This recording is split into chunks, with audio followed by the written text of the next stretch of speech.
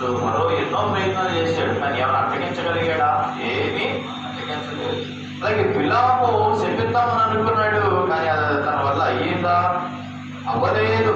కాబట్టి దేవుడు మన పక్షముగా ఉన్నప్పుడు మనకు విరోధంగా లేపబడిన వారు ఎవరు కూడా నిలబడలేరు. దావీదు ముందు గొలియాతు నిలబడలేకపోయాడు ప్రియమైన వాళ్ళరా.